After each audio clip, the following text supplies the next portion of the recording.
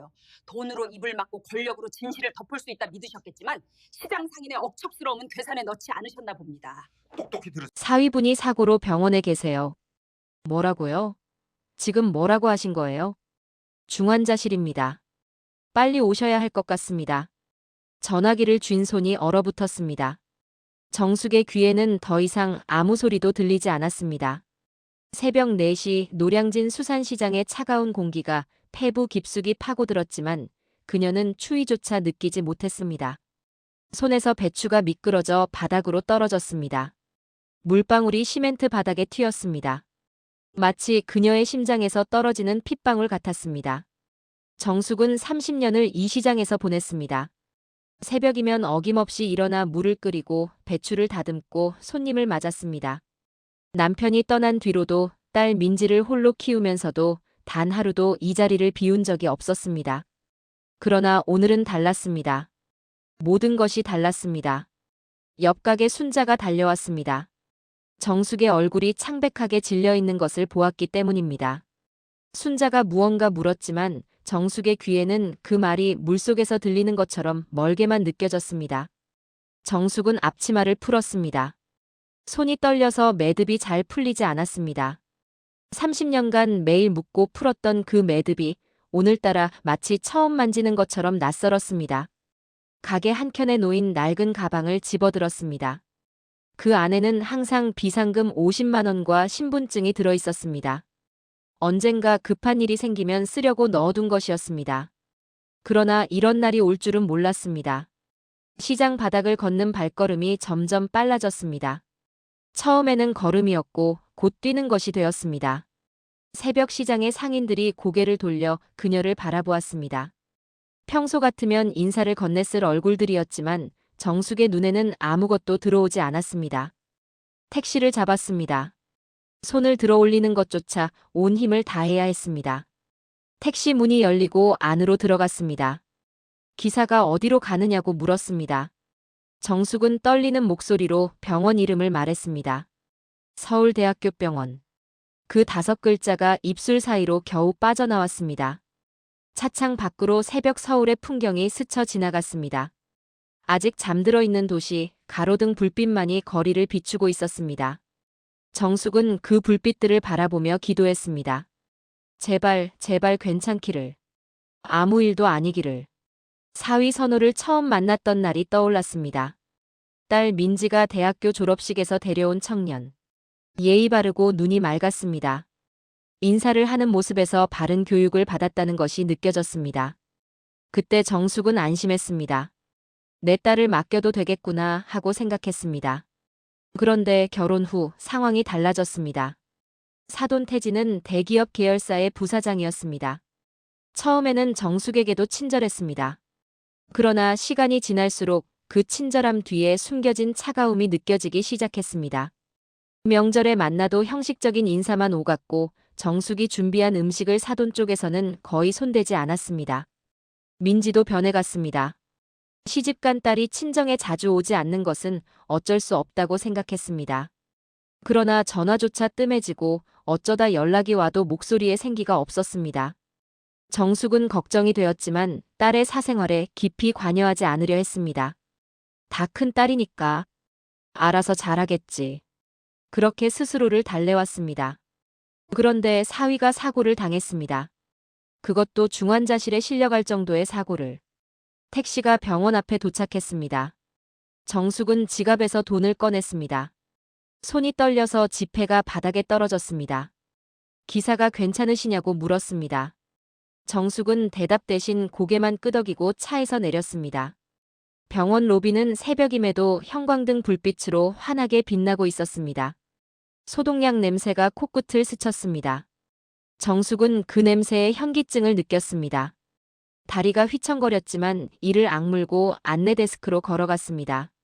중환자실 위치를 물었습니다. 안내원이 층수와 방향을 알려주었습니다. 그러나 정숙의 머릿속에는 그 정보가 제대로 들어오지 않았습니다. 다만 발걸음만이 자동으로 움직였습니다. 엘리베이터 버튼을 눌렀습니다. 문이 열리고 안으로 들어갔습니다. 층수 버튼을 눌렀습니다. 엘리베이터가 올라가는 동안 정숙은 거울에 비친 자신의 모습을 보았습니다. 새벽 시장에서 뛰어나온 그대로였습니다. 머리카락은 헝클어져 있었고 앞치마 대신 급히 걸친 점퍼는 단추가 어긋나 있었습니다. 그러나 그런 것은 아무래도 상관없었습니다. 엘리베이터 문이 열렸습니다. 긴 복도가 눈앞에 펼쳐졌습니다. 복도 끝에 중환자실이라고 적힌 표지판이 보였습니다. 정숙은 그 표지판을 향해 걸어갔습니다. 한 걸음 한 걸음. 복도가 끝없이 길게 느껴졌습니다. 그리고 그때 복도 끝에서 익숙한 얼굴이 보였습니다. 사돈 태진이었습니다. 그 옆에는 딸 민지가 서 있었습니다. 정숙은 발걸음을 멈추지 않았습니다. 오히려 더 빠르게 걸었습니다. 그런데 이상했습니다. 딸 민지의 표정이 너무나 차가웠습니다.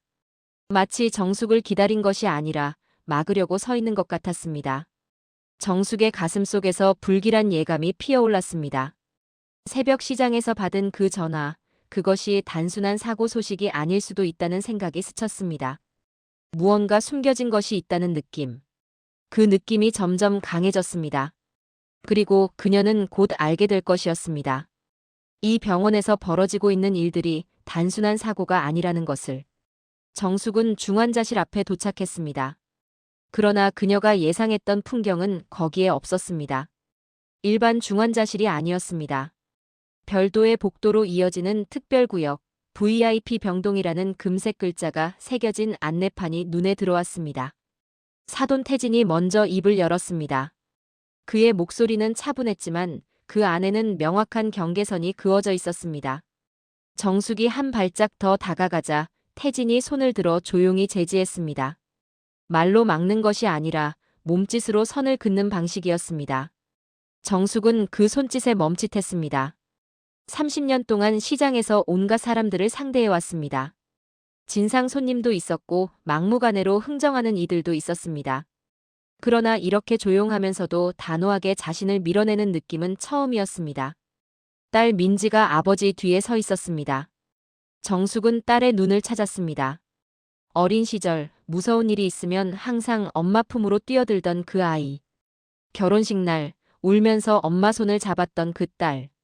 그런데 지금 민지의 눈에는 아무런 감정이 담겨 있지 않았습니다. 마치 유리 너머로 보는 것처럼 멀고 투명했습니다. VIP 병동의 복도는 일반 병동과 달랐습니다. 바닥에는 두꺼운 카펫이 깔려 있었고 벽에는 은은한 조명이 설치되어 있었습니다. 병원이라기보다는 고급 호텔 같은 분위기였습니다. 정숙은 그 분위기에 위축되었습니다. 자신이 여기에 어울리지 않는 사람이라는 느낌이 온몸으로 전해졌습니다. 태진이 병실 문 앞에 서 있었습니다. 정숙이 문 쪽으로 다가가려 하자 그가 반걸음 옆으로 움직여 길을 막았습니다. 큰 동작이 아니었습니다. 그러나 그 작은 움직임 하나에 명확한 메시지가 담겨 있었습니다. 당신은 들어갈 수 없다는 뜻이었습니다. 정숙은 가슴이 답답해졌습니다. 숨을 쉬어도 공기가 폐까지 닿지 않는 것 같았습니다. 딸을 바라보았습니다. 민지는 고개를 돌렸습니다. 그 작은 동작이 정숙의 가슴에 비수처럼 꽂혔습니다. 병실 문에는 작은 창이 나 있었습니다. 정숙은 발끝을 세워 그 창으로 안을 들여다보려 했습니다. 그러나 블라인드가 내려져 있어서 아무것도 보이지 않았습니다. 다만 의료기계의 희미한 불빛만이 블라인드 사이로 새어나왔습니다. 선호가 저 안에 누워 있었습니다. 어떤 상태인지 알 수 없었습니다. 의식이 있는지 많이 다쳤는지 생명에 지장은 없는지 아무것도 알 수 없었습니다. 그리고 아무도 알려주지 않았습니다. 정숙의 손에 들린 가방이 무거워졌습니다. 안에는 급히 챙겨온 것들이 들어있었습니다. 과일 몇 개, 선호가 좋아하던 식혜, 그리고 직접 담근 깍두기. 시장에서 오는 길에 잠깐 집에 들러 챙긴 것들이었습니다. 사위가 아프다면 먹을 것이라도 가져다 줘야 한다고 생각했습니다. 그러나 지금 그 가방이 우스워 보였습니다. VIP 병동에는 아마 최고급 음식이 제공될 것이었습니다. 정숙이 새벽 시장에서 가져온 배추 깍두기 같은 것은 필요하지 않을 것이었습니다. 복도 한쪽에 대기 공간이 있었습니다. 고급스러운 소파와 테이블, 그리고 자동 판매기가 놓여 있었습니다. 태진이 그쪽을 가리켰습니다. 거기서 기다리라는 뜻이었습니다. 정숙은 그 소파를 바라보았습니다. 앉으면 안 될 것 같은 느낌이 들었습니다. 자신이 앉기에는 너무 깨끗하고 너무 고급스러웠습니다. 그래도 정숙은 걸어가서 앉았습니다. 다리가 더 이상 서 있을 수 없을 만큼 후들거렸기 때문이었습니다. 가방을 무릎 위에 올려놓았습니다. 손으로 가방 손잡이를 꽉 쥐었습니다. 시간이 흘렀습니다. 얼마나 흘렀는지 알 수 없었습니다. 새벽이었던 하늘이 점점 밝아지고 있었습니다. 창밖으로 서울의 아침이 시작되는 것이 보였습니다. 그러나 정숙에게 그 아침은 아무런 의미가 없었습니다. 의사들이 오갔습니다. 간호사들이 병실을 드나들었습니다. 그러나 아무도 정숙에게 말을 걸지 않았습니다. 마치 그녀가 투명인간인 것처럼 아무도 그녀의 존재를 인식하지 않는 것 같았습니다.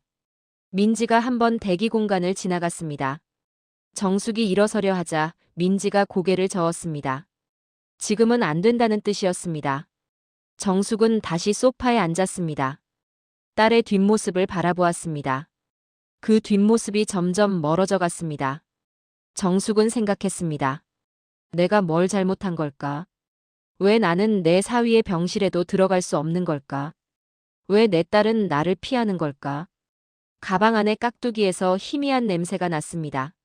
시큼하고 매콤한 냄새. 시장의 냄새. 정숙의 삶의 냄새. 그러나 이 VIP 병동에서 그 냄새는 이질적이었습니다. 어울리지 않는 냄새였습니다. 정숙은 가방을 꼭 껴안았습니다. 마치 그것이 자신을 지켜줄 수 있는 유일한 것인 양. 그리고 그때 태진이 다시 나타났습니다. 그의 손에는 서류가 들려 있었습니다. 태진이 건넨 서류는 A사 용지 3장으로 이루어져 있었습니다. 정숙은 떨리는 손으로 그것을 받았습니다. 종이의 첫 장 상단에는 치료계획 동의서라는 제목이 선명하게 인쇄되어 있었습니다. 글씨가 눈에 잘 들어오지 않았습니다. 의학 용어들이 빽빽하게 적혀 있었습니다. 정숙은 고등학교를 졸업하고 바로 시장에서 일을 시작했습니다. 어려운 문서를 읽어본 경험이 많지 않았습니다. 그러나 그녀는 본능적으로 이 서류가 중요한 것임을 알 수 있었습니다. 태진이 서류의 내용을 설명하기 시작했습니다. 그의 목소리는 차분했습니다. 마치 비즈니스 미팅에서 프레젠테이션을 하는 것처럼 명료하고 정돈된 어조였습니다. 선호의 상태가 심각하다고 했습니다. 뇌에 충격이 있었고 현재 의식이 불명확한 상태라고 했습니다. 정숙은 그 말을 들으며 고개를 끄덕였습니다. 그러나 사실 절반도 이해하지 못했습니다. 의학 용어들이 머릿속에서 뒤엉켰습니다. 다만 한 가지는 분명했습니다. 사위의 상태가 좋지 않다는 것. 그것만은 확실히 알 수 있었습니다. 서류의 2번째 장에는 치료 옵션들이 나열되어 있었습니다. 태진이 그중 하나를 가리켰습니다. 적극적 치료를 중단하고 보존적 치료로 전환한다는 내용이었습니다. 쉽게 말해 더 이상 큰 치료를 하지 않겠다는 뜻이었습니다. 정숙은 그 부분을 읽고 또 읽었습니다. 글씨가 흐릿하게 보였습니다. 눈에 물기가 차올랐기 때문이었습니다. 그녀는 고개를 들어 태진을 바라보았습니다. 왜 이런 결정을 내려야 하는지 물었습니다. 아직 사고가 난 지 하루도 지나지 않았는데 왜 벌써 치료를 포기하는 것처럼 들리는 서류를 들이미는지 물었습니다. 태진은 대답했습니다. 의료진의 판단이라고 했습니다. 전문가들이 모여서 내린 결론이라고 했습니다. 정숙이 이해하기 어려운 의학적 이유들이 있다고 했습니다. 그리고 가족으로서 서명이 필요하다고 했습니다. 정숙은 서류를 내려놓았습니다. 손이 떨리고 있었습니다. 그녀는 조심스럽게 말했습니다. 어젯밤에 선호의 손이 움직이는 것을 봤다고 했습니다. 간호사가 전해준 말이었습니다. 아주 미세했지만 분명히 손가락이 움직였다고 했습니다. 그 말에 태진의 표정이 굳었습니다. 그러나 금방 다시 평온해졌습니다. 그것은 반사적인 움직임일 뿐이라고 했습니다. 의학적으로 의미 없는 반응이라고 했습니다. 정숙은 고개를 저었습니다. 그녀는 믿을 수 없었습니다. 손이 움직였다는 것은 아직 희망이 있다는 뜻이 아닐까요? 아직 포기할 때가 아니라는 신호가 아닐까요? 태진이 한숨을 쉬었습니다. 그 한숨에는 짜증이 섞여 있었습니다. 정숙은 그것을 느꼈습니다. 그러나 개의치 않았습니다. 지금 중요한 것은 사위였습니다. 사위의 생명이었습니다. 민지가 다가왔습니다. 엄마의 손을 잡으려는 것처럼 보였습니다. 그러나 손을 뻗다가 중간에 멈췄습니다. 그리고 조용히 말했습니다. 의료진의 판단을 믿어야 한다고. 전문가들이 내린 결론이라고. 정숙은 딸을 바라보았습니다. 이 아이가 정말 내 딸인가? 남편의 상태가 이런데 어떻게 이렇게 차분할 수 있는가? 의문이 들었습니다. 그러나 지금은 그것을 따질 때가 아니었습니다. 정숙은 서류를 다시 집어들었습니다. 세 번째 장의 하단에 서명란이 있었습니다. 보호자 서명이라고 적혀 있었습니다. 빈칸이 그녀를 노려보고 있었습니다. 펜을 들었습니다. 태진이 건네준 고급스러운 만년필이었습니다. 묵직하고 차가웠습니다. 정숙은 펜을 쥐고 서명란 앞에 멈췄습니다. 손이 움직이지 않았습니다. 머리로는 서명을 해야 한다고 생각했습니다. 태진의 말처럼 전문가들의 판단이라면 따라야 하는 것이 맞았습니다. 그러나 마음이 허락하지 않았습니다. 아직 기다려달라고 말했습니다. 조금만 더 지켜보자고 했습니다. 손이 움직였다면 더 좋아질 수도 있지 않겠느냐고 했습니다. 태진의 눈빛이 변했습니다.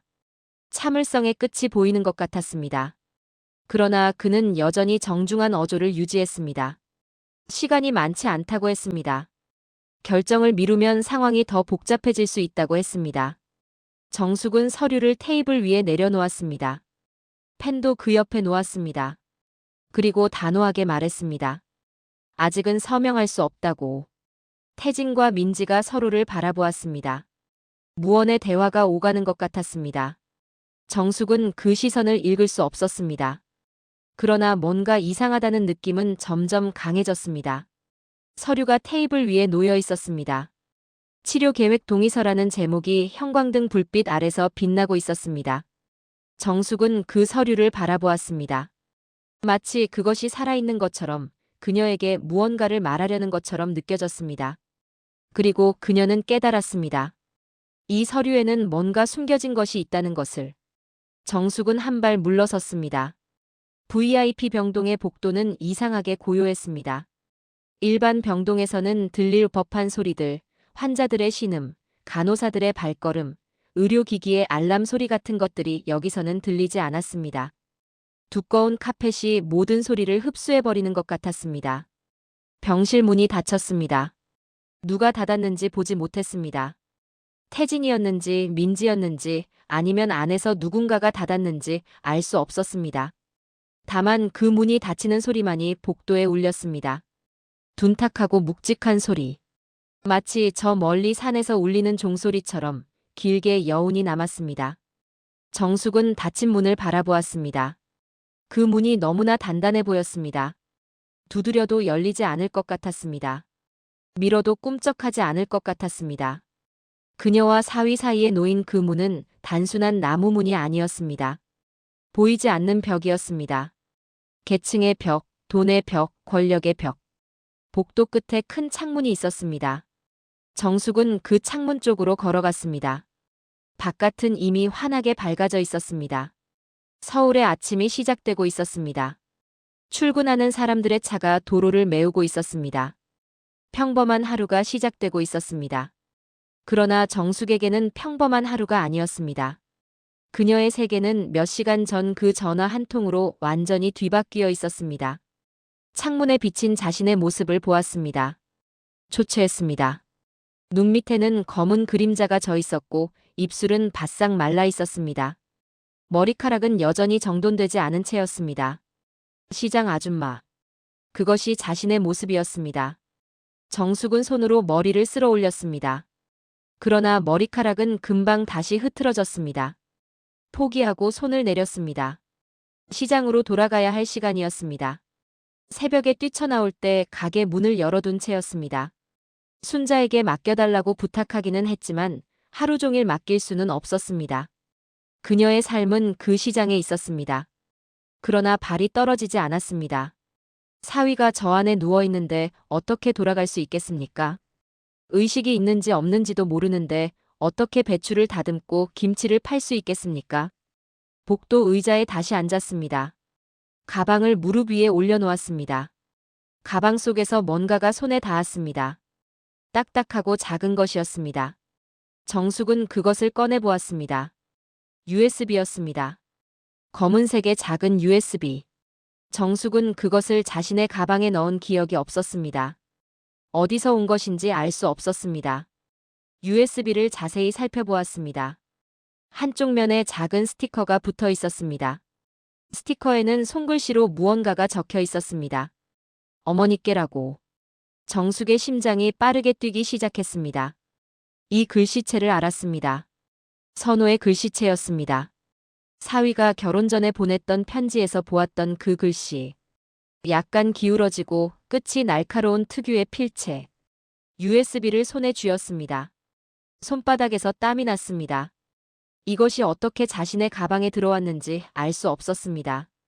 그러나 한 가지는 분명했습니다. 선호가 자신에게 무언가를 전하려 했다는 것. 정숙은 주위를 둘러보았습니다. 복도에는 아무도 없었습니다. 태진도 민지도 보이지 않았습니다. 아마 병실 안에 있거나 다른 곳에 있는 것 같았습니다. USB를 다시 가방 속에 넣었습니다. 깊숙이 아무도 찾지 못할 곳에. 그리고 가방 지퍼를 닫았습니다. 이것이 무엇인지 확인해야 했습니다. 그러나 지금은 아니었습니다. 여기서는 안 되었습니다. 안전한 곳에서 혼자서 확인해야 했습니다. 정숙은 일어섰습니다. 다리가 아직 떨렸지만 아까보다는 나았습니다. 마음속에 목적이 생겼기 때문이었습니다. 해야 할 일이 생겼기 때문이었습니다. 병실 문을 한 번 더 바라보았습니다. 여전히 굳게 닫혀 있었습니다. 정숙은 마음속으로 다짐했습니다. 돌아오겠다고. 반드시 돌아와서 저 문을 열겠다고.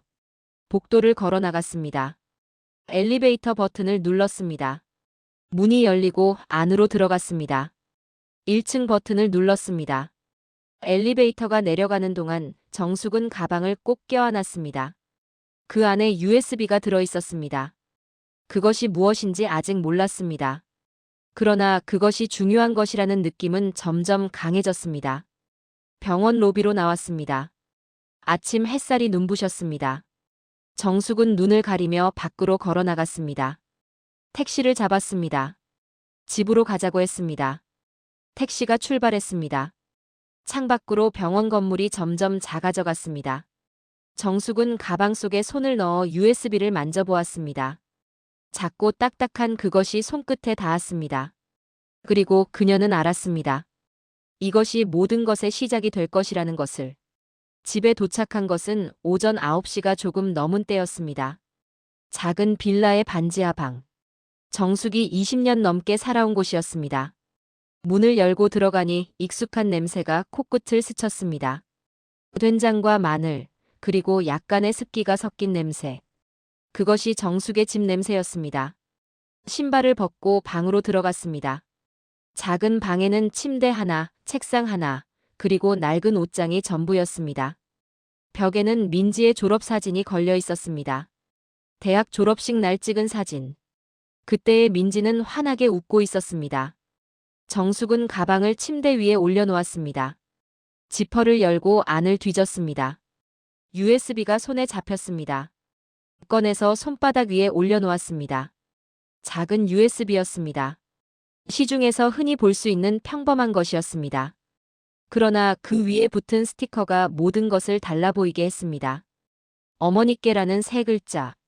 선호의 글씨체. 정숙은 책상 앞에 앉았습니다. 책상 위에는 오래된 노트북이 있었습니다. 민지가 고등학교 때 쓰던 것을 물려받은 것이었습니다. 느리고 자주 멈췄지만 아직 작동은 했습니다. 노트북을 켰습니다. 부팅되는데 시간이 걸렸습니다. 펜이 시끄럽게 돌아갔습니다. 정숙은 기다리는 동안 USB를 손으로 만지작거렸습니다. 화면이 켜졌습니다. 바탕화면에는 민지가 어렸을 때 찍은 사진이 배경으로 설정되어 있었습니다. 해변에서 모래성을 쌓고 있는 모습. 그때는 셋이 함께 갔었습니다. 정숙과 남편, 그리고 민지. 행복했던 시절의 사진. USB를 노트북에 꽂았습니다. 잠시 후 알림이 떴습니다. 이동식 디스크가 인식되었다는 알림. 정숙은 마우스를 클릭해 USB 폴더를 열었습니다. 폴더 안에는 파일이 여러 개 있었습니다. 문서 파일, 사진 파일, 그리고 동영상 파일. 정숙은 먼저 문서 파일을 열어보았습니다. 어머니께 드리는 편지라는 제목의 문서였습니다. 정숙은 화면을 바라보며 글을 읽기 시작했습니다. 문서에는 선호의 이야기가 담겨 있었습니다. 결혼 후 겪은 일들, 회사에서 벌어진 일들, 그리고 자신이 발견한 것들. 정숙은 읽으면서 눈이 점점 커졌습니다. 선호는 태진의 회사에서 일하고 있었습니다. 처음에는 사위로서 좋은 대우를 받았습니다. 그러나 시간이 지나면서 이상한 일들이 눈에 띄기 시작했습니다. 회계장부에서 맞지 않는 숫자들, 알 수 없는 곳으로 빠져나가는 자금들. 선호는 조사를 시작했습니다. 그리고 그는 발견했습니다. 태진이 병원 관련 사업에서 불법적인 일을 벌이고 있다는 것을. 보험 사기, 리베이트, 그리고 환자들에 대한 불필요한 치료. 모든 것이 돈을 위한 것이었습니다. 선호는 증거를 모았습니다. 문서와 녹음, 그리고 사진. 그것들을 이 USB에 담았습니다. 그리고 언젠가 이것을 정숙에게 전하려 했습니다. 문서의 마지막 부분에 이런 내용이 적혀 있었습니다. 어머니, 저에게 무슨 일이 생기면 이것을 봐주세요. 아버지께는 드릴 수 없습니다. 민지에게도 드릴 수 없습니다. 어머니만 믿을 수 있습니다. 진실을 밝혀주세요. 정숙은 화면에서 눈을 뗄 수 없었습니다. 손이 떨리고 있었습니다. 눈가에 물기가 고였습니다. 그렇다면 선호의 사고는 정말 사고였을까요? 아니면 누군가가 의도적으로 벌인 일일까요? 정숙은 다른 파일들을 열어보았습니다. 사진 파일에는 문서의 스캔본이 들어 있었습니다. 계약서와 영수증, 그리고 내부 메모. 모두 태진의 이름이 적혀 있었습니다. 동영상 파일을 재생했습니다. 화면에 태진의 모습이 나타났습니다. 누군가와 통화하는 모습이었습니다. 음성은 선명하게 녹음되어 있었습니다. 정숙은 그 음성을 들었습니다. 태진이 말하고 있었습니다. 환자 한 명의 치료비로 얼마를 받을 수 있는지, 보험회사에 어떻게 청구할 수 있는지, 필요하면 진단서를 조작할 수 있다고. 정숙의 손이 마우스에서 떨어졌습니다. 화면이 멈췄습니다. 방 안에는 고요함만이 남았습니다. 이것이 진실이었습니다. 사돈이라고 불렀던 그 남자의 진짜 얼굴. VIP 병동에서 자신을 막았던 그 사람의 본 모습. 정숙은 일어섰습니다. 창문 밖을 바라보았습니다. 좁은 반지하 창문 사이로 지나가는 사람들의 발이 보였습니다. 평범한 사람들의 평범한 하루. 그러나 정숙의 하루는 평범하지 않았습니다. 이제 어떻게 해야 할지 생각해야 했습니다. 경찰에 신고할까요? 그러나 태진은 권력이 있는 사람이었습니다. 돈도 있고 인맥도 있었습니다. 쉽게 무너지지 않을 것이었습니다. 정숙은 USB를 뽑아서 호주머니에 넣었습니다. 그리고 다시 가방을 챙겼습니다. 병원으로 돌아가야 했습니다. 선호를 만나야 했습니다. 그러나 그 전에 준비해야 할 것이 있었습니다. 정숙은 전화기를 집어들었습니다. 시장에서 알게 된 사람들의 얼굴이 떠올랐습니다. 30년간 시장에서 일하면서 만난 수많은 사람들. 그 중에는 도움이 될 사람들도 있었습니다. 그녀는 번호를 눌렀습니다. 전화벨이 울렸습니다. 정숙은 마음속으로 다짐했습니다. 진실을 밝히겠다고. 무슨 일이 있어도 진실을 밝히겠다고. USB가 호주머니 안에서 그녀의 허벅지에 닿았습니다. 작고 가벼운 것이었습니다. 그러나 그 안에 담긴 것은 무거웠습니다. 진실의 무게. 그 무게를 감당할 준비가 되어 있었습니다. 선호야, 나왔다. 어머니. 괜찮아. 천천히. 병원의 밤은 낮과 전혀 다른 세계였습니다. 복도의 조명은 절반으로 줄어들어 있었고 간호사들의 발걸음도 낮보다 조심스러웠습니다. 면회 시간이 끝난 지 오래였습니다. 정숙이 이 시간에 병원에 있다는 것 자체가 규칙을 어기는 일이었습니다. 그러나 정숙에게는 방법이 있었습니다. 30년 시장 생활이 만들어준 인맥. 그 중에는 이 병원에서 청소 일을 하는 분도 있었습니다. 정숙이 전화를 걸었을 때 그분은 망설임 없이 도와주겠다고 했습니다. 김치를 공짜로 줬던 그 정 때문이라고 했습니다. 새벽 2시. 정숙은 청소부 유니폼을 입고 VIP 병동으로 들어갔습니다. 머리에는 모자를 눌렀었고 손에는 걸레와 양동이를 들었습니다. 아무도 그녀를 의심하지 않았습니다. 청소부는 투명 인간이었습니다. 아무도 청소부의 얼굴을 기억하지 않았습니다. 병실 앞에 도착했습니다. 낮에는 굳게 닫혀있던 그 문. 지금은 아무도 지키고 있지 않았습니다. 태진도 민지도 보이지 않았습니다. 아마 집으로 돌아갔거나 다른 곳에서 쉬고 있는 것 같았습니다. 정숙은 문 앞에 서서 잠시 망설였습니다. 들키면 어떻게 될까요? 경비원에게 붙잡힐 수도 있었습니다. 불법 침입으로 신고당할 수도 있었습니다. 그러나 두려움보다 간절함이 더 컸습니다. 문손잡이를 잡았습니다. 천천히 돌렸습니다. 문이 열렸습니다. 병실 안은 어두웠습니다. 창문으로 들어오는 도시의 불빛과 의료기기의 작은 불빛만이 방을 비추고 있었습니다. 규칙적인 기계음이 들렸습니다. 심장 박동을 측정하는 모니터 소리였습니다. 또 다른 기계에서는 산소가 공급되는 소리가 났습니다. 침대 위에 선호가 누워 있었습니다. 정숙은 조심스럽게 다가갔습니다. 사위의 얼굴을 가까이에서 보았습니다. 얼굴에는 멍이 들어 있었습니다. 이마에는 거즈가 붙어 있었고 입술은 갈라져 있었습니다. 팔에는 여러 개의 관이 연결되어 있었습니다. 링거액이 천천히 떨어지고 있었습니다. 정숙은 침대 옆 의자에 앉았습니다. 선호의 손을 잡았습니다. 손이 차가웠습니다. 그러나 손가락에서 미세한 움직임이 느껴졌습니다. 살아있다는 증거였습니다. 정숙은 낮은 목소리로 말을 걸었습니다. 괜찮다고. 내가 왔다고. 이제 걱정하지 말라고. 그때였습니다. 선호의 눈꺼풀이 떨렸습니다. 처음에는 착각인 줄 알았습니다. 그러나 눈꺼풀이 다시 한번 떨렸습니다. 그리고 천천히 열리기 시작했습니다. 정숙의 심장이 멈추는 것 같았습니다. 숨을 죽이고 선호의 얼굴을 바라보았습니다. 선호의 눈이 완전히 열렸습니다. 초점이 흐릿했지만 분명히 정숙을 향하고 있었습니다. 선호의 입술이 움직였습니다. 소리가 나오지 않았습니다. 그러나 입모양으로 알 수 있었습니다. 어머니라고 말하고 있었습니다. 정숙의 눈에서 눈물이 흘러내렸습니다. 손등으로 눈물을 닦았지만 계속해서 흘러나왔습니다. 선호가 살아 있었습니다. 의식이 있었습니다. 눈을 뜨고 있었습니다. 선호가 손을 움직이려 했습니다. 힘이 없어서 겨우 손가락만 움직였습니다. 그러나 그 손가락이 가리키는 방향이 있었습니다. 베개 아래쪽을 가리키고 있었습니다. 정숙은 조심스럽게 베개 밑으로 손을 넣었습니다. 무언가가 손에 닿았습니다. 작고 딱딱한 것이었습니다. 꺼내보았습니다. 녹음기였습니다. 손바닥에 들어올 정도로 작은 녹음기. 검은색 몸체에 은색 버튼이 달려 있었습니다. 정숙은 그것을 바라보았습니다. 선호의 입술이 다시 움직였습니다. 여전히 소리는 나오지 않았습니다. 그러나 정숙은 읽을 수 있었습니다. 재생이라고 말하고 있었습니다. 정숙은 녹음기의 재생 버튼을 찾았습니다.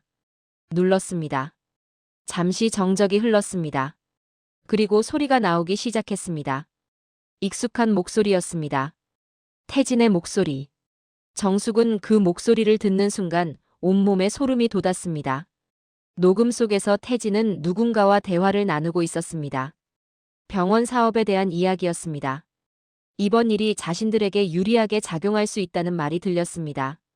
선호의 사고가 우연이 아닐 수도 있다는 암시였습니다. 정숙은 녹음기를 꽉 쥐었습니다. 손에 땀이 배었습니다. 이것이 증거였습니다. USB에 담긴 것보다 더 직접적인 증거. 태진의 목소리로 직접 말하고 있는 증거. 선호의 눈이 정숙을 바라보고 있었습니다. 그 눈에는 간절함이 담겨 있었습니다. 말을 할 수 없었지만 눈으로 모든 것을 전하고 있었습니다. 부탁한다고. 진실을 밝혀달라고. 정숙은 고개를 끄덕였습니다. 약속한다고. 반드시 진실을 밝히겠다고. 그때 복도에서 발걸음 소리가 들렸습니다. 정숙은 재빨리 녹음기를 주머니에 넣었습니다. 그리고 걸레를 집어들었습니다. 문이 열리기 직전 정숙은 바닥을 닦는 척 자세를 취했습니다. 문이 열렸습니다. 간호사였습니다. 야간 순찰을 도는 간호사가 병실 안을 확인하러 온 것이었습니다. 간호사는 청소부 유니폼을 입은 정숙을 보고 고개를 끄덕였습니다. 그리고 환자 상태를 확인하고 나갔습니다. 정숙은 안도의 한숨을 내쉬었습니다. 그러나 오래 머무를 수는 없었습니다.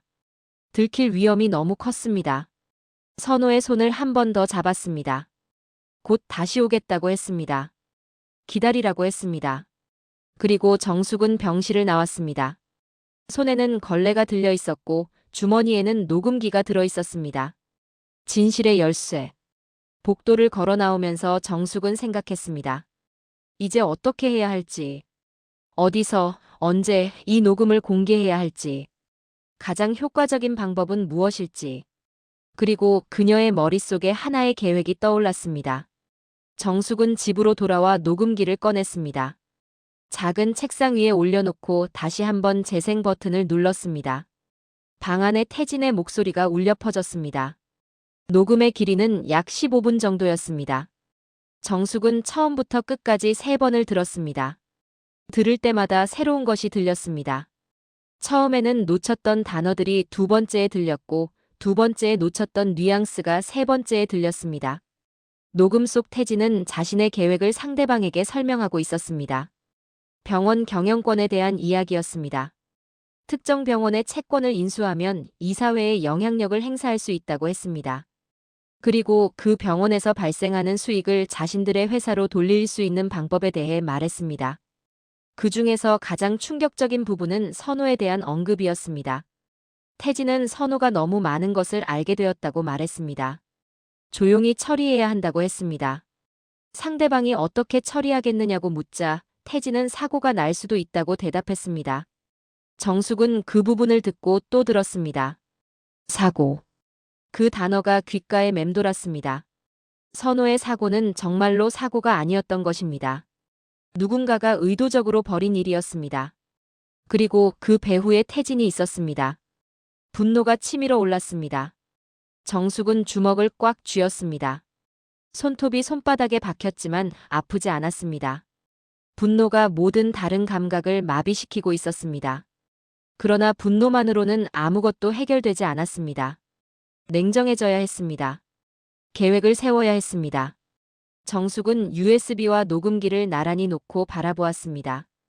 2가지 증거. 하나는 문서와 동영상, 다른 하나는 음성 녹음. 이것들만 있으면 태진을 무너뜨릴 수 있었습니다. 그러나 문제가 있었습니다. 경찰에 신고해도 태진이 쉽게 처벌받을지 확신할 수 없었습니다. 그에게는 돈이 있었습니다. 변호사가 있었습니다. 인맥이 있었습니다. 증거가 조작되었다고 주장할 수도 있었습니다. 시간을 끌면서 빠져나갈 구멍을 찾을 수도 있었습니다. 정숙은 다른 방법을 생각했습니다. 언론에 공개하는 것은 어떨까요? 그러나 언론도 믿을 수 없었습니다. 태진의 회사는 여러 매체에 광고를 싣고 있었습니다. 기사가 묻힐 수도 있었습니다. 가장 확실한 방법이 필요했습니다. 누구도 덮을 수 없는 방법. 모두가 보는 앞에서 진실을 밝히는 방법. 정숙은 창밖을 바라보았습니다. 새벽이 밝아오고 있었습니다. 하늘이 점점 붉어지고 있었습니다. 그때 전화벨이 울렸습니다. 시장 동료 순자였습니다. 밤새 가게를 지켜주었던 순자가 안부를 묻는 전화였습니다. 정숙은 짧게 대화를 나누며 감사 인사를 전했습니다. 전화를 끊은 후 정숙은 생각에 잠겼습니다. 순자와의 대화 중에 뭔가가 머릿속에 떠올랐습니다. 시장. 30년간 일해온 시장. 그곳에서 만난 수많은 사람들. 그 사람들 중에는 기자도 있었습니다. 지역 신문사 기자가 한 명 있었습니다. 가끔 시장에 와서 음식을 사가던 젊은 기자. 정숙이 가끔 반찬을 더 챙겨주곤 했던 사람.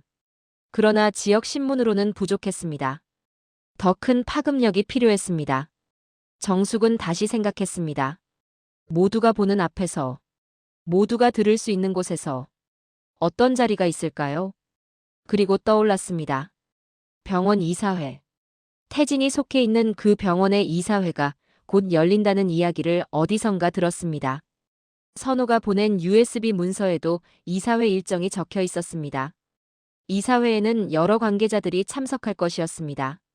투자자, 의료진, 그리고 때로는 언론도 참관했습니다. 그 자리에서 녹음을 공개하면 아무도 덮을 수 없을 것이었습니다. 그러나 정숙이 이사회에 참석할 방법이 있을까요? 그녀는 병원과 아무런 관계가 없었습니다. 시장에서 김치를 파는 평범한 사람일 뿐이었습니다. 방법이 필요했습니다. 이사회에 들어갈 방법. 그곳에서 발언할 수 있는 자격을 얻을 방법. 정숙은 USB 속 문서를 다시 열어보았습니다. 병원 경영에 대한 여러 정보가 담겨 있었습니다. 재무 상태, 채권 구조, 투자자 명단. 그 중에서 한 가지가 눈에 들어왔습니다. 병원의 채권. 현재 병원은 재정 상태가 좋지 않았습니다. 채권 일부가 시장에서 거래되고 있었습니다. 채권을 보유하면 이해관계자로서 이사회에 참석할 자격이 생겼습니다. 정숙은 계산을 시작했습니다. 자신이 가진 돈이 얼마인지, 평생 모은 저축, 시장 가계의 권리금, 그리고 민지를 위해 남겨두었던 비상금까지. 금액을 다 합치면 채권을 사기에 충분했습니다. 크게 부족하지도 크게 남지도 않았습니다. 마치 운명처럼 딱 맞는 금액이었습니다. 정숙은 결심했습니다. 전 재산을 걸겠다고. 이 싸움에 모든 것을 쏟아붓겠다고. 그녀는 전화기를 집어들었습니다. 증권사에 전화를 걸었습니다. 일주일이 지났습니다. 정숙은 그 일주일 동안 쉬지 않고 움직였습니다. 먼저 증권사를 통해 병원 채권 구매 절차를 밟았습니다. 처음에 증권사 직원은 정숙을 의아하게 바라보았습니다. 시장에서 일하는 여성이 갑자기 병원 채권을 사겠다고 하니 이상하게 생각하는 것이 당연했습니다. 그러나 정숙은 굴하지 않았습니다. 필요한 서류를 준비하고 요구되는 절차를 하나하나 따랐습니다. 돈을 마련하는 것은 쉽지 않았습니다. 은행에 있던 저축을 모두 출금했습니다. 시장 가게의 권리금 중 일부를 선불로 받았습니다. 그것으로도 부족해서 돌아가신 남편이 남긴 작은 땅마저 팔아야 했습니다. 평생을 모은 전 재산이었습니다. 순자를 비롯한 시장 동료들이 걱정했습니다. 갑자기 돈을 다 빼서 뭘 하려는 거냐고 물었습니다. 정숙은 대답하지 않았습니다. 아직은 말할 수 없었습니다. 계획이 완전히 실행되기 전에 발설하면 안 되었습니다. 채권 구매가 완료되었습니다. 정숙의 이름으로 병원 채권이 등록되었습니다. 금액은 크지 않았지만 이해관계자로 인정받기에는 충분했습니다. 이사회 참관 자격이 주어졌습니다. 그 사이에도 정숙은 매일 밤 병원을 찾았습니다. 청소부 유니폼을 입고 VIP 병동에 들어갔습니다. 선호의 상태는 조금씩 좋아지고 있었습니다. 눈을 뜨는 시간이 길어졌고 손을 움직이는 힘도 세졌습니다. 그러나 여전히 말을 하기는 어려웠습니다. 그날 밤도 정숙은 병실에 들어갔습니다. 선호가 눈을 뜨고 있었습니다. 천장을 바라보고 있다가 정숙이 들어오자 고개를 돌렸습니다. 정숙은 침대 옆에 앉았습니다. 선호의 손을 잡았습니다. 그리고 조용히 말했습니다. 채권을 샀다고. 이사회에 들어갈 수 있게 되었다고. 그곳에서 모든 것을 공개할 거라고. 선호의 눈에 물기가 고였습니다. 입술이 움직였습니다. 이번에는 소리가 났습니다. 아주 작고 가느다란 소리였지만 분명히 들렸습니다. 선호가 말했습니다. 고맙다고. 그리고 미안하다고. 정숙은 고개를 저었습니다. 미안해할 것 없다고. 가족이니까 당연한 거라고. 선호가 다시 말했습니다. 혼자서는 안 된다고. 조심해야 한다고. 태진은 위험한 사람이라고. 정숙은 알고 있다고 대답했습니다. 그래서 준비를 하고 있다고. 혼자가 아니라고. 그것은 사실이었습니다. 정숙은 지난 일주일 동안 여러 사람을 만났습니다. 시장에서 알게 된 사람들. 그 중에는 법률 관련 일을 하는 분도 있었고 언론 쪽에 인맥이 있는 분도 있었습니다. 정숙은 그들에게 도움을 요청했습니다. 물론 자세한 내용은 말하지 않았습니다. 다만 중요한 일이 있는데 그때 도움이 필요할 수 있다고만 말했습니다. 대부분은 흔쾌히 승낙했습니다. 30년간 쌓아온 신뢰의 힘이었습니다. 선호가 고개를 끄덕였습니다. 그리고 또 한마디를 덧붙였습니다. 공식 자리에서 공개하라고.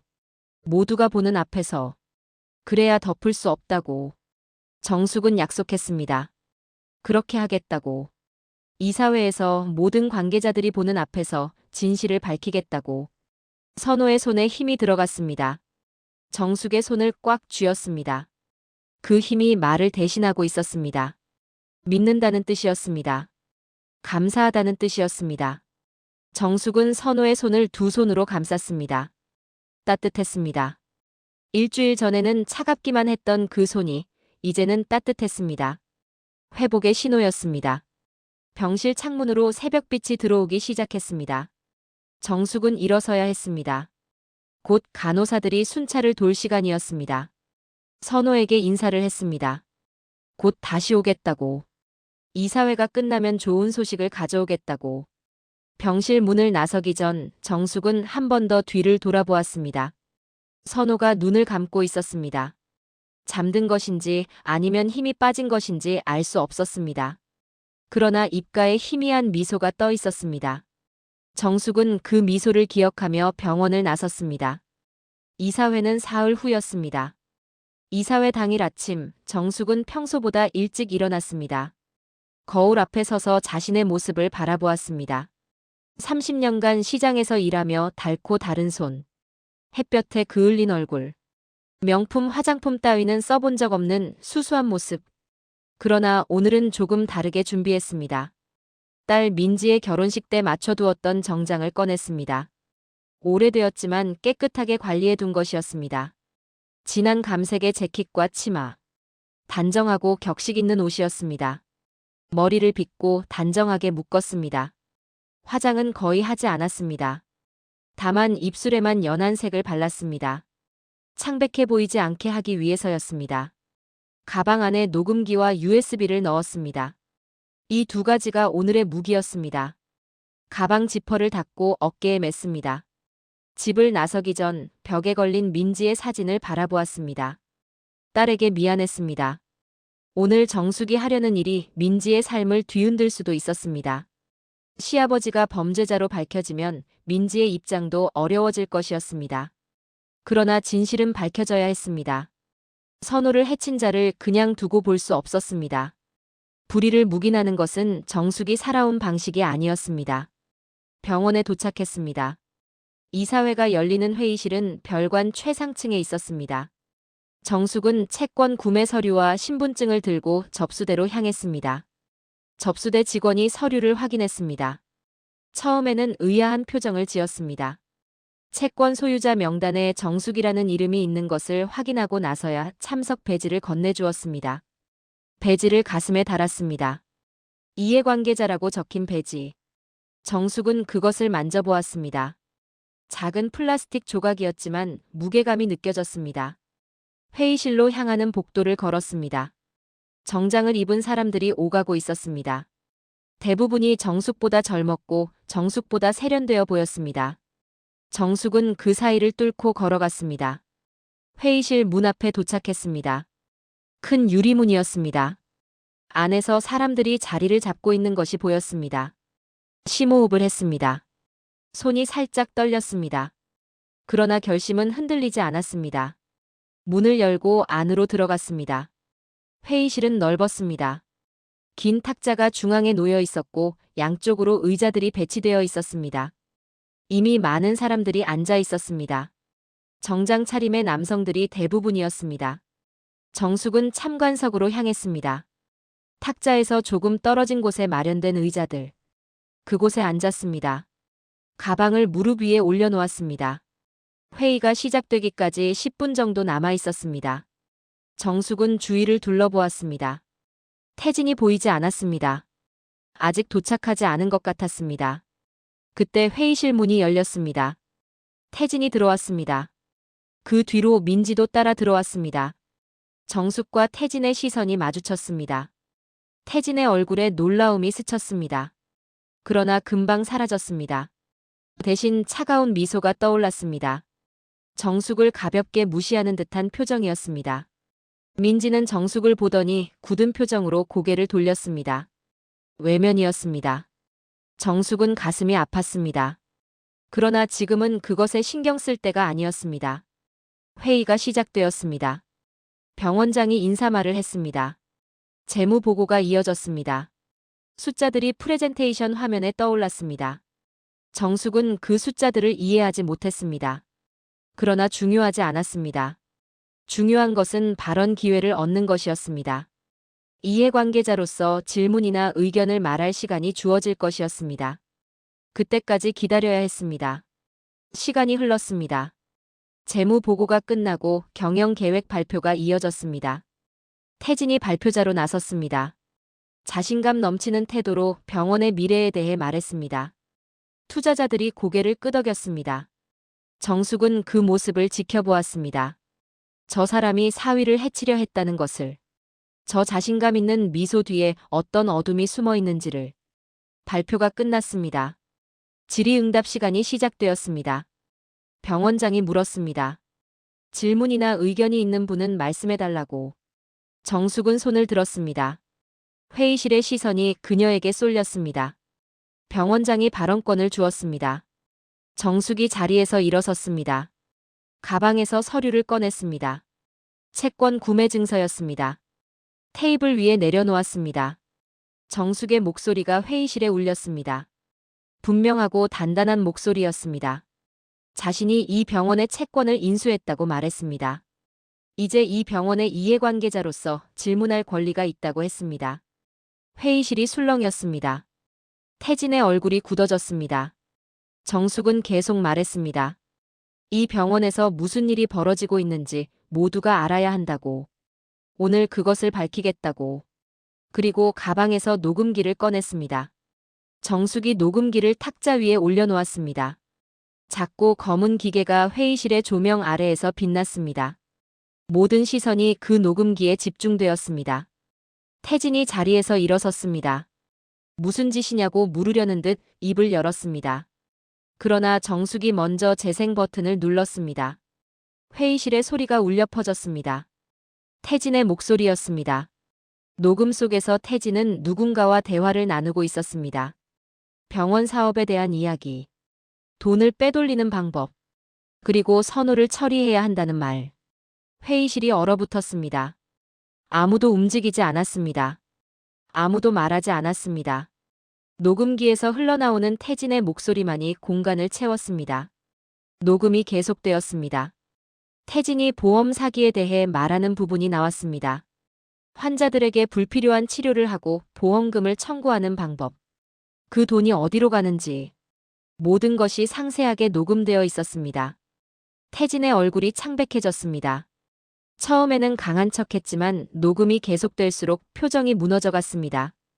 옆에 앉은 민지도 믿을 수 없다는 얼굴로 아버지를 바라보았습니다. 녹음이 끝났습니다. 회의실에 정적이 흘렀습니다. 아무도 무엇을 말해야 할지 몰랐습니다. 정숙이 입을 열었습니다. 이것이 진실이라고. 자신의 사위가 이것을 발견했다고. 그리고 그 때문에 사고를 당했다고. 정숙은 USB도 꺼내 탁자 위에 올려놓았습니다. 여기에 더 많은 증거가 있다고 했습니다. 문서와 사진, 동영상. 모든 것이 담겨 있다고. 태진이 소리쳤습니다. 조작이라고. 음모라고. 저 여자의 말을 믿지 말라고. 그러나 아무도 그의 말에 귀 기울이지 않았습니다. 녹음 속의 목소리는 분명히 태진의 것이었습니다. 부정할 수 없는 증거였습니다. 병원장이 경비를 불렀습니다. 회의를 중단하고 경찰에 신고하겠다고 했습니다. 태진이 자리에서 도망치려 했지만 이미 경비들이 문 앞을 막고 있었습니다. 민지가 자리에서 일어났습니다. 정숙 쪽으로 걸어왔습니다. 정숙은 딸을 바라보았습니다. 어떤 말이 나올지 두려웠습니다. 그러나 민지는 말없이 정숙의 손을 잡았습니다. 눈에 눈물이 고여 있었습니다. 미안하다는 말이 입술 사이로 새어나왔습니다. 정숙은 딸의 손을 꽉 잡았습니다. 괜찮다고. 이제 괜찮다고. 회의실이 소란스러워졌습니다. 경찰이 도착했습니다. 기자들도 몰려왔습니다. 태진이 연행되어 가는 모습이 카메라에 담겼습니다. 정숙은 그 모든 것을 지켜보았습니다. 자신이 한 일이 어떤 결과를 가져왔는지 진실이 드러났습니다. 더 이상 숨겨진 것이 없었습니다. 회의실을 빠져나왔습니다. 복도에서 잠시 숨을 골랐습니다. 다리가 떨렸습니다. 이제야 긴장이 풀리는 것 같았습니다. 전화가 울렸습니다. 병원에서 온 전화였습니다. 선호의 상태가 더 좋아졌다고, 오늘 의식이 완전히 돌아왔다고, 말도 할 수 있게 되었다고. 정숙의 눈에서 눈물이 흘러내렸습니다. 이번에는 슬픔의 눈물이 아니었습니다. 안도와 기쁨의 눈물이었습니다. 모든 것이 끝났습니다. 진실이 밝혀졌습니다. 정숙은 창밖을 바라보았습니다. 하늘이 맑았습니다. 구름 한 점 없는 파란 하늘. 한 달이 지났습니다. 서울의 겨울이 깊어지고 있었습니다. 찬바람이 시장 골목을 휘감았지만 상인들의 활기는 여전했습니다. 손님을 부르는 소리, 흥정하는 소리, 웃음소리가 골목을 가득 채웠습니다. 정숙의 가게 앞에도 손님들이 줄을 서 있었습니다. 그녀의 김치는 원래도 유명했지만 뉴스에 나온 후로 더 유명해졌습니다. 사람들이 그 사건의 주인공을 보려고 찾아오기도 했습니다. 정숙은 여전히 매일 새벽에 일어났습니다. 배추를 다듬고 양념을 버무리고 손님을 맞았습니다. 달라진 것은 아무것도 없었습니다. 아니, 한 가지가 달라졌습니다.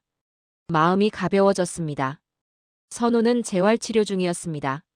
사고에 후유증이 남아 있었지만 조금씩 회복되고 있었습니다. 이제는 걸을 수도 있었고 말도 유창하게 할 수 있었습니다. 완전히 회복되기까지는 시간이 더 필요하겠지만 희망이 있었습니다. 태진은 구속되었습니다. 재판이 진행 중이었습니다. 보험 사기, 횡령, 그리고 살인 미수. 여러 혐의가 적용되었습니다. 유죄 판결이 나올 것이 확실해 보였습니다. 병원은 새 운영진이 맡았습니다. 정숙이 인수한 채권은 새 투자자에게 넘어갔습니다. 그녀가 쏟아부은 전 재산은 돌아오지 않았지만 정숙은 후회하지 않았습니다. 돈보다 중요한 것을 지켰기 때문입니다. 민지가 가끔 시장에 왔습니다. 처음에는 어색했습니다. 자신의 아버지를 고발한 정숙과 마주하기가 쉽지 않았습니다. 그러나 시간이 지나면서 모녀 사이의 벽이 조금씩 허물어졌습니다. 민지는 이제 정숙의 가게에 와서 함께 김치를 담그기도 했습니다. 어느 날 오후 가게가 한산해진 틈에 순자가 다가왔습니다. 옆 가게 순자, 30년 동안 함께 시장을 지켜온 친구.